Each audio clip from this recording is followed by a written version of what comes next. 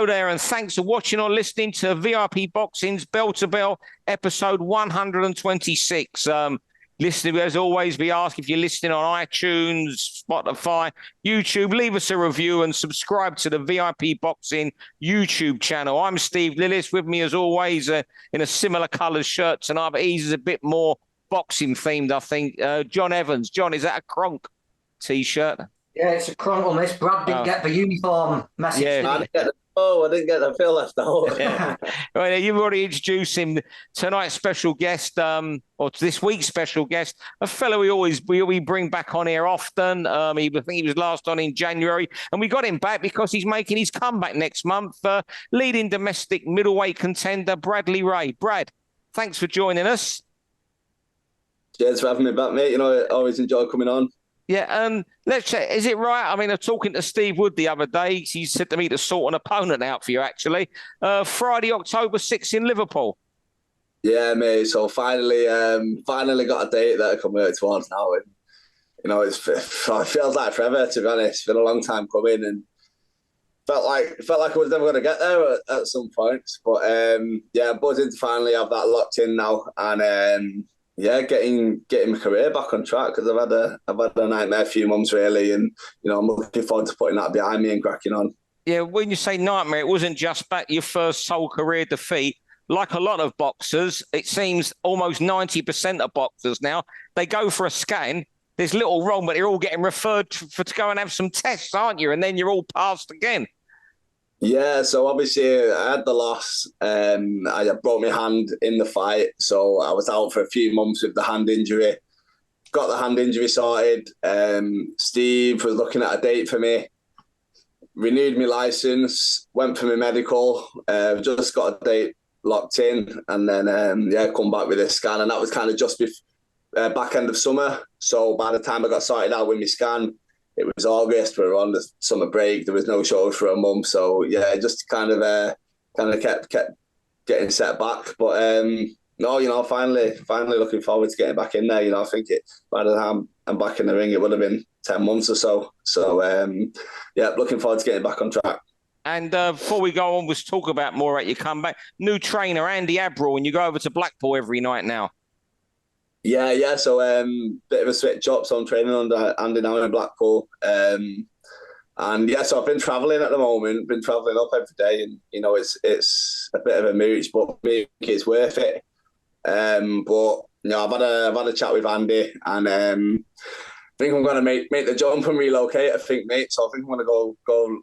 Just got myself an apartment boxed off, and yeah, I'm going to go stay out of trouble in Blackpool, keep my head down, and yeah, just get some tough training in with Andy, because I feel like, you know, the move to a new coach is hard enough as it is. I want to be in there every day with Andy, and I want to be learning every day, and you know, I just feel like it'll be a lot easier for me if I'm closer to the gym. So yeah, big decision, but you know, going to be a Blackpool local on the donkeys and riding the big one every week. Brad's the first person in history to say he's going to Blackpool to stay out of trouble. I was thinking that. That's never been said ever before. It's a good move, Brad. They said, "Oh, it's in the town centre," and everyone goes, "Ooh." Yeah, you know what? You know your mates who you go to the Jolly Boys, whoever you socialise with at home. They're going to be over in Blackpool every weekend, mate. You're going to have to put your foot down. Yeah. No way, mate. I'm going to lock my doors. No one's coming round. I'm there to train, and that's it. End of. Yeah. Anyway, when I saw that news come through, Brad, I messaged you. I said, I like that. That's good. You know, Andy's an up-and-coming trainer. He's got some good kids there, making his reputation. And rather than look for a high-profile trainer who might squeeze you in but have a chance to get you on shows, you've done what's best for your style and career, haven't you? It's a good move. Yeah, 100%, mate. I've known Andy a long time, a very long time. So I know, you know, whereas other people might not have heard of him in the pro game, I know what he can do, and I know how good of a coach he is. And I think more importantly, I trust him. You know what I mean? I've known him for a long time, and you know, he's coached me before. He's helped me out in the corners before as an amateur, and yeah, you know, I know what he can do for me, and I trust him. I think he's the man to kind of get me back on track and get my career back on track. Yeah.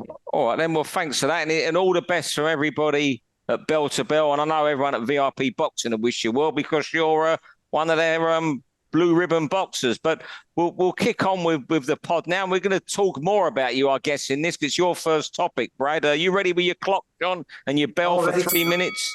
Yeah, ready to go.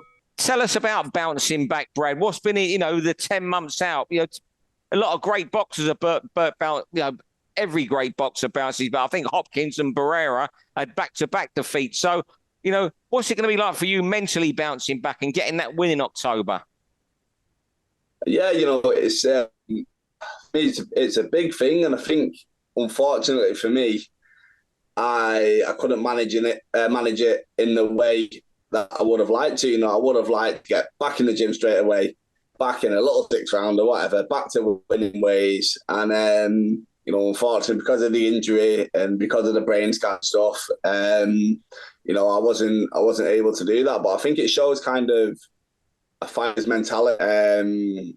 If you can bounce back from that, Eubank's the prime example there at the weekend. Suffered a big loss, his first stoppage loss, and I think the way he's handled it is, is what most fighters should aim to do after a loss. He's managed it better than me anyway. Yeah. But I think it shows kind of the mentality of his, and although it's took longer than I would have liked, I hope that's what I'm going to do next month. Brad, have you been surprised by the reaction? Because I imagine every young pro like yourself dreads that first defeat. They're scared of it happening. They think the gravy train will come to an end. The fans will stop buying tickets. It's not the end of the world, is it? Are you surprised by the reaction that's happened? Because it was a great fight. You nearly got to Denny in the last round. Have you been surprised by the reaction since you lost? Yeah, in a way. I think you see kind of both sides of it. You see the sides of, these nameless Twitter accounts. I knew he was no good. I knew that was going to happen. He's nobody's going to do this. And then you see the sides of, the people who kind of know you and the people who buy tickets and, the people who have always supported you. You see both sides to it. But for me, I'm looking forward to them people who support me getting back in there and, showing them what they believe I can do. And, I'm looking forward to anyone who's doubted me to kind of prove them wrong and show them what, I know I'm capable of. And, for me, it's, I think that's more important. I'll have that little chip on my shoulder. I'll say to these people who wrote me off, I doubted me, right there, you go, I told you so. Now, just one question before we move on, because I don't think we're overrunning on this.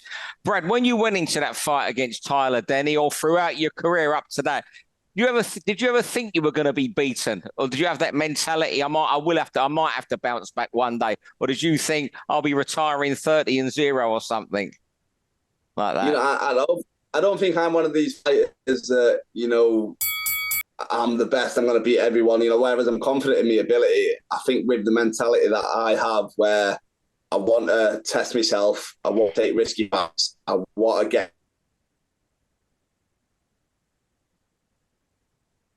Just lost Brad there. Yeah, we'll carry on, shall we, Steve? Yeah, we'll carry on. Brad will come back to us, I hope. But round 2, something I wanted Brad touched on here. I hope he's going to come back anyway. He'll redial if he has to. He'll redial, yeah. It's the Eubank career turnaround, John, I was going to bring up. And what's more, Brad touched on it about he did it better than him. He's come back from the losses he's come back from. Billy Joe Saunders, George Groves, they were massive, high-profile fights he's come back in. And I think that says so much more about him as a man, mentally, how strong he can be. I know a lot of credit was given to Brian McIntyre. I mean, we can't say too much about what's happened to Brian since Saturday because he's been arrested. And there's, I think there are a lot of certain rules what you can and can't broadcast on people, but a lot of credit was given to him. But I don't see how he could have made that much difference in a month. I think Eubank's mental strength is just phenomenal to come back, because he was ridiculed after those defeats, especially if you think how nasty the Joe Saunders fight was and how Saunders pissed him off afterwards. Yeah, it was brilliant. But I think I saw an interview with McIntyre on the build-up, and he said he didn't try and teach him anything. He said all it was about was just reminding him what to do and giving him a few pointers. But that's Eubank, isn't it? Some people in life are stubborn, aren't they? And sometimes stubbornness can be a bad thing. But in Eubank's case, I think coming back from these defeats, it's a good thing. You know, it's not going to go into Eubank's mind that he's not capable of beating these people. That stubborn just makes him think he got it wrong on the night. Yeah. But the way he dealt with it all, the way he dealt with the pressure, the way he prepared himself better. He looked great at the press conference on Thursday and started changing a lot of people's minds as to what would happen. Yeah, you did. You could just tell he was different. And like you say, Steve, to mentally come back like that and be so confident that you're going to do it, very, very small number of fighters in the world can do it, can't they? And you, Johnny, all credit to you. You rang me Thursday after you've been to the press conference. I think in your new role with Boxing Scene, you may have been there. And you told me straight away that this was a different Eubank. So there you go. Brad, you touched on it. How Chris Eubank has done it. We lost you momentarily there. What admiration have you got for him? The way he's bounced back from really high-profile defeats, Saunders, George Groves, and Liam Smith, when he's been slaughtered more than most after them. What does it say about him as a man? Would you say, and a fighter? Yeah, like I said, in that last round, it is tough as a fighter. Mentally, it's tough taking that loss. And like you say, it's the way you bounce back. And for me, Eubank, he is kind of public enemy number one, and he gets a lot of stick. Even in the arena on the Saturday when he come out to booze, and he's kind of changed my opinion of him recently. I think since the Conor Benn fight, since the build up to the Conor Benn fight, I've seen him in a different light, and I think he's a lot more relatable now. He's not trying to be like his dad. I think he is being his own fighter, and I think some of the stick is kind of unnecessary. Earlier on in his career, I think he played that bad guy role, and I think he thrived off it. But I think ever since the Conor Benn lead up, I think he is a little bit more relatable. He's been himself a little bit more, and I've been warming to him. Yeah, before we push on, we'll run again there, John. Just quick, John. Well, I'm not quick if you have to explain it. How did you find him as a person now at the press conference, John, to when you first knew him bursting on the scene? Because you spent some time around him on Friday. Eubank's one of those people I never got to know at all. Yeah. How did you find him on Thursday with the media and everything? I've always liked him, It's unique trash talk from Eubank. He'll never come out with a cliche, will he? You don't hear something that's been said time and time again. The way he words things and the little put-downs and the little remarks he comes out with, they make me laugh. I think it's like he's not effing and blinding saying, I'm going to put you in the ground and stuff. It's all like quite sarcastic, snidey little digs and stuff. And it makes me laugh. Like Brad said, he played a character early in his life, early in his career, didn't he? But I think like Brad said, I think he's grown into a proper character now, and I quite like it, really. Yeah. All right, round three, and it's another one. Back to you, Brady, to start us off, and you all know about diet and all that. What your opinion of, your view on Liam Smith saying he crashed 42 pounds? Yeah, it's, when I heard that, and it's kind of, they don't call him Beefy for no reason, did he? He said it himself. Since he was the kid, he was kind of always a little bit of a chubby kid, carried the weight, and I was similar, so I know kind of firsthand. I don't think no matter how hard you train and you get into shape, you don't lose that. I think deep down I'm still a little fat kid, and you see that after fights. But it's something as well I know firsthand, being big at the weight cuts and what it can take out of you, and I think if that is the weight that he took off, I think that's the answer to why he was, a percentage of what he's capable of on the night. But he said he had the injury and, he went a little bit heavier. I think a lot of fighters now, they can rely on these water loads and the weight cuts. And, it's sometimes having that advantage, that size advantage, it isn't always an advantage that you see him. I think I've discovered that kind of recently. And another one, a great example, last week, Conor Walker against Cyrus Patterson, he come up from boxing King Gardner at light welter, boxed at his more natural weight of welter. Speaking to him all week, he was happy. He seemed up for it. He wasn't worried about making the weight. He was focusing on his tactics and what he had to do in the fight. And I think it shown on the night. The size difference when they come to the middle of the ring. Me being a mate of Conor, going, oh shit, he looks big. Patson looks big. But you're seeing in the fight that sometimes it's not always an advantage. Yeah. How much of a part does it play being happy, Brad, for a fighter? Because if you're going home and your water's down, you're eating nothing good, there's nothing to look forward to in a day, is it? You're going to be tired after training, you've got nothing to look forward to eat that day. It just keeps getting worse, doesn't it? Does it mount up on you? And being happy at your weight, it's just something less off your shoulders, isn't it? Yeah, 100%. Mentally, it is. It's draining. It's tough. And, I think it gets to the point where you start to not enjoy it. I think, if you remember, for me, the first time I got into boxing as a kid, I used to love going to the gym. I used to enjoy it. It wasn't just a sport. It was a hobby for me. And although I know you've got to be disciplined and you've got to be strict, when it becomes your career. But for me, I don't look at boxing like a job.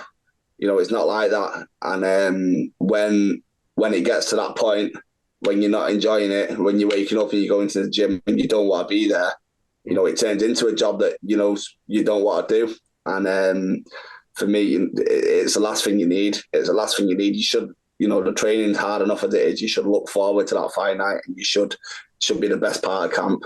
It's a mad sport, isn't it, where a lot of fighters diminish themselves as much as they possibly can and then expect to perform better than they've ever performed. The two don't go together, do they? There's got to be a middle ground where everything sort of lines up.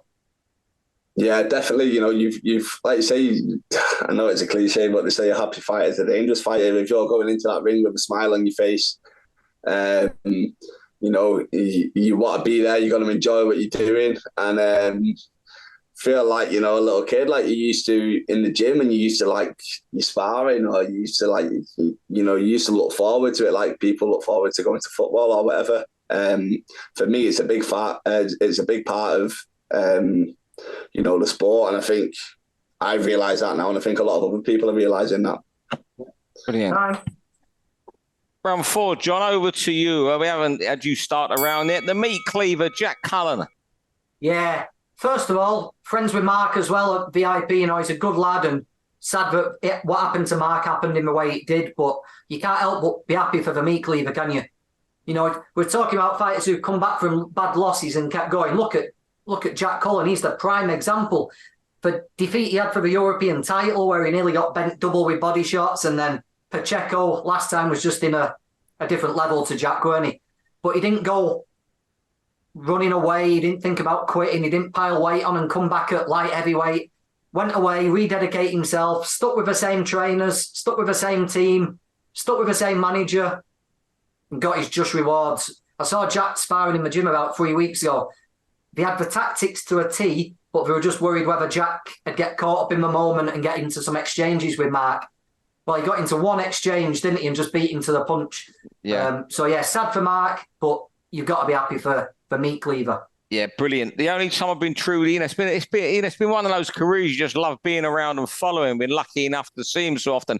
The only time I think I've been truly disappointed is when we thought he was going to win the European title, and just like you said, John, they were worried because that night he did the opposite of what he would have been told. But no, fantastic performance. And last week, I don't think I've ever known Steve Wood so confident of a fighter winning in his stable.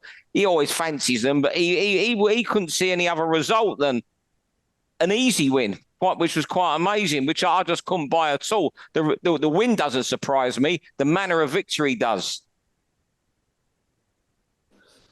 I think because Mark is such a big puncher as well, people forgot Cullen can bang. Cullen, I've been in with both lads. I've sparred plenty with both lads. Cullen can punch, and it might be one of them because he's a bit deceiving. You look at him, he doesn't look like a puncher, but Cullen can punch, and I think like you said, I'm pals with both lads, done plenty of rounds with both lads. I know them well. I was sat on the fence.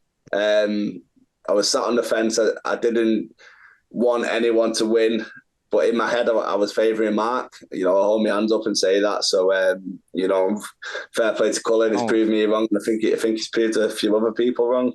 Yeah, do you know what I'd like to see him do? I'd like to see him get a rematch of that European title if he can put it together, because I think everyone in that gym will say he took his brain out that night and did the complete wrong thing. If he can, now he knows the benefits of listening to Mike and Dave. I'd like to see him get another shot and see if he can turn that around. Has still got the title?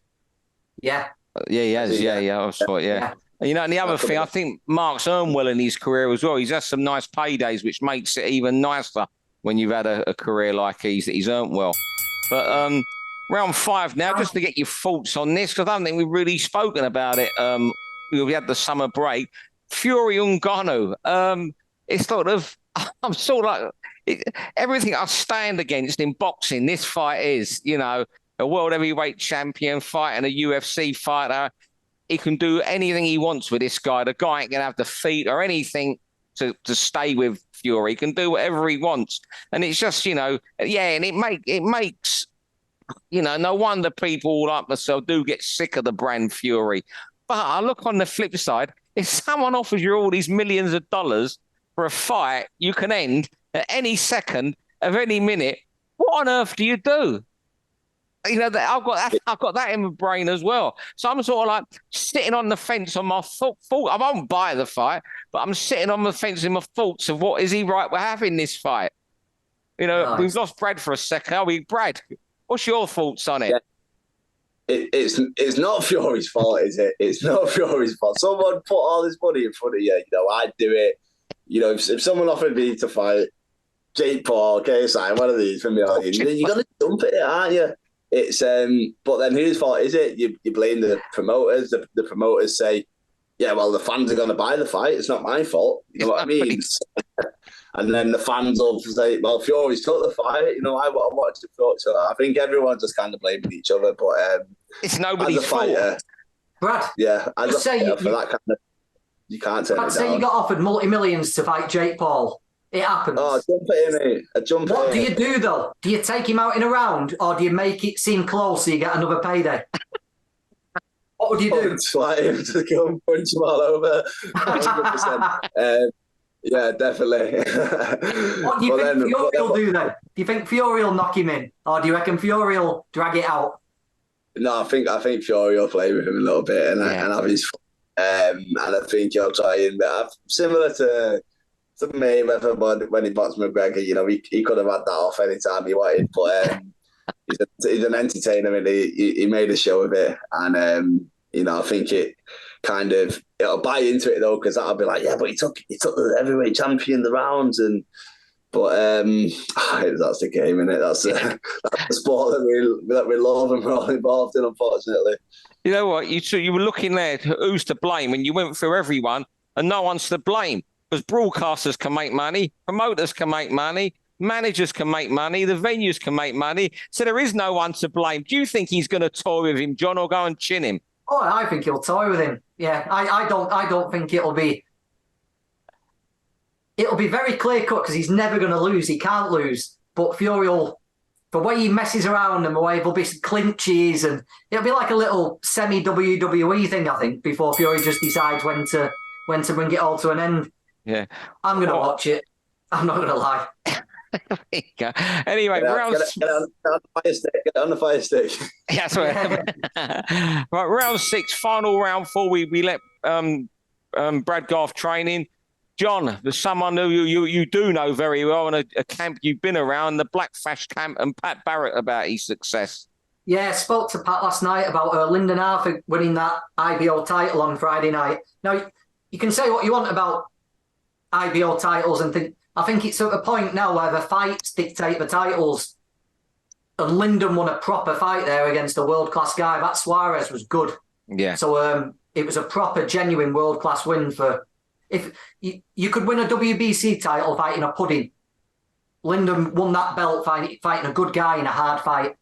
And Lyndon was on the street, sat on the pavement when Pat found him. You know, you hear stories about trainers taking fighters from nothing to world titles. Lyndon genuinely was. You know, Pat got him off, picked him up off the pavement, took him in the gym, put gloves on for him for the first time, and now he's got him to this level. And there's been ups and downs, and Lyndon can frustrate you because he's so laid back. In the early days, he looked like he was going to be a world beater with that jab and the right uppercut. Now he picks it a little bit more, and I wonder now he's got this title, if Lyndon will start letting that right hand go more, start letting the punches flow a bit, and we might really see what he's capable of. But I was really pleased for Pat, pleased for Lyndon, because it's a tough gym and he's had a tough way there. And a really good night for the gym, that was. Brad. Yeah, you know, I think it's great to see as well. For me, obviously, they're a bit older than me, but these are lads I remember watching as amateurs and, you know, seeing on boxing at the AVAs and walked in. And I think it's good to see, like, a local lads. We just lost Brad there briefly, John. I've just come in. You know what? The other night, watching it at times where, you know, you wanted them to do a bit more, Lyndon. There's times, here's how wrong it was. There was times I was thinking the other night, God, does he want to be there the way he's fighting? And then he pulls that out. You know what? He did great the other night because that guy could punch, was dangerous, and that guy was clever. The way a lot of the rounds, he was making sure he was like an old. I think he was 19-1 or 18-1. The guy, he was boxing like such an experienced boxer, making sure he won the last minute of rounds and stuff like that. But all credit to him, and you know. The only time I think he's truly let himself down, Lyndon, there has been some patchy performances, was that yard rematch, which he wasn't ready. He didn't want at that time. And yeah, that obviously played on his mind. Sorry, back to you there, Brad, before we finish up. Yeah, you know, I was just saying it's great to see kind of lads who you've kind of been on the same shows with since the amateur days. You've watched them since the amateur days, you know, doing so well. The likes of Lyndon and Zelfa at Pat's gym. Catrol, you know what I mean? Local lads kind of going on and doing so well from when you've seen them kind of from the start before the professional career. You know, it is good to see. And like you say, it's for Pat as well, you know, it's great because he's always shouted off about Zelfa and Lyndon Ante from day one. And, you know, it's great to see he can say, I told you so. What the hard work in the gym, you know, has come to. Brilliant. You know, another thing with Pat is people that see Pat as this surly guy, hard taskmaster. I know someone who did some work for him on his show last week, and he said you'll be amazed when he was making the matches how much he actually knew about the opponents who were coming in and studied him. People just see Pat as this trainer, as a hard taskmaster, but he's a boxing man through and through. He just don't ever let his knowledge come out. Because someone said to me, you wouldn't believe the 4-round kids he knew all about before he made those matches. Yeah, quite a lot of Pat's lads can get upset on his own shows because he's not matching them soft. You know, he'll pick them an opponent to work on something they need to work on. If it goes wrong, he just puts them back on the next show. He'll try and get them a rematch if he can. Doesn't look after his lads, but he matches them properly to help them get better. Yeah, he does know it inside out, Pat. Really does. Yeah. Fellas, thanks very much indeed. Brad, thanks for coming on just before you got to get to Blackpool. And we look forward to bringing you on when you're in your new apartment. We want to, you know, you can wear a Kiss Me Quick hat and it can be overlooking the North Pier or wherever, mate. We look forward to seeing your apartment in Blackpool. I might see you in Blackpool the weekend at Steve's show. I'll see you there, mate. Yeah, I'll see you there. My new stable mates are all fighting, aren't they? So I know, yeah, they're all there, mate. John, thanks as always for coming on as well. And I know we recorded this a bit earlier in the week than we usually do. So thanks, John and Brad for finding the time. Thanks everyone for watching. And if you can leave us a review, please do. This has been VIP Boxing, bell to bell. For all boxing info, news, and latest interviews, amateur and pro across the north, click and subscribe. VIP Boxing Promotions. Also, Twitter, Instagram, and Facebook.